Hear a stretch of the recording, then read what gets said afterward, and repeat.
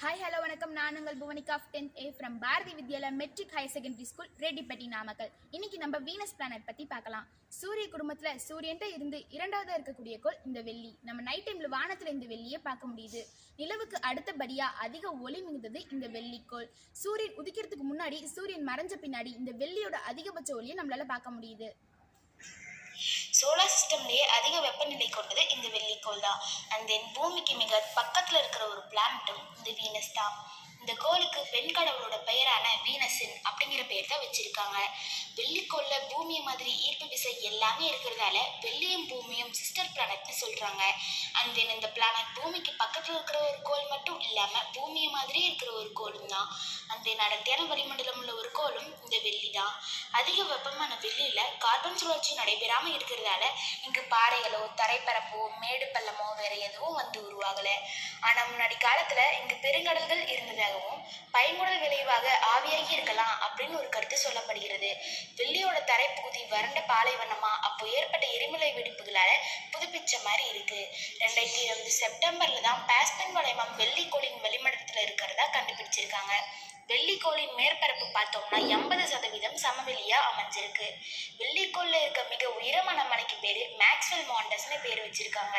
இந்த மலை கீழே இருந்து மேலே நோக்கி ஆவரேஜா 11 கிலோமீட்டர் தொலைவுல அமைஞ்சிருக்கு.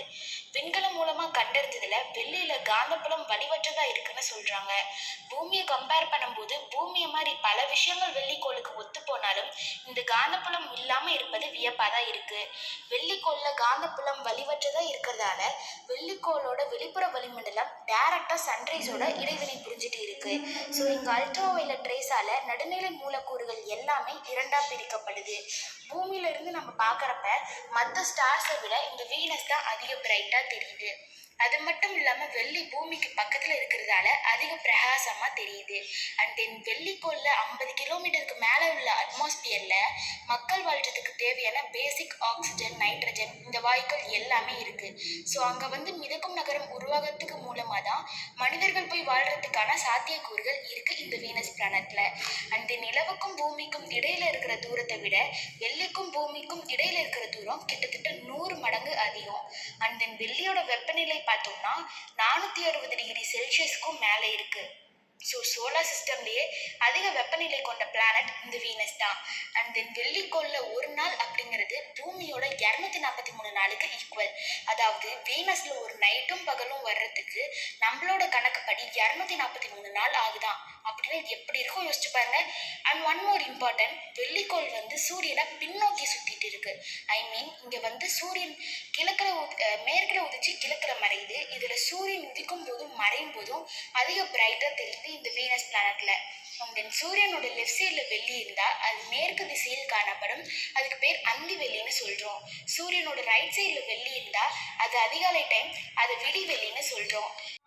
இதை நிறைய பேர் காலை நட்சத்திரம் மாலை நட்சத்திரம்னு சொல்லுவாங்க. இந்த வெள்ளிக்கோள் சூரியனை கடக்கும் போது சூரியன் மேல ஒரு சின்ன கருப்பு பொட்டு இருக்க மாதிரி இருக்கு. இந்த வெள்ளிக்கோள் சூரியனை சுத்தி வர்றதுக்கு 220 நாட்கள் ஆகுதான். ஓகே ஃப்ரெண்ட்ஸ், இது போன்ற புதிய தகவல்களை உங்களிடம் சேர்க்கும் வரை விடைபெறுவது S Bhuvanika 10th A from Bharathi Vidyalaya matric higher secondary school Rettipatti Namakkal. Thank you.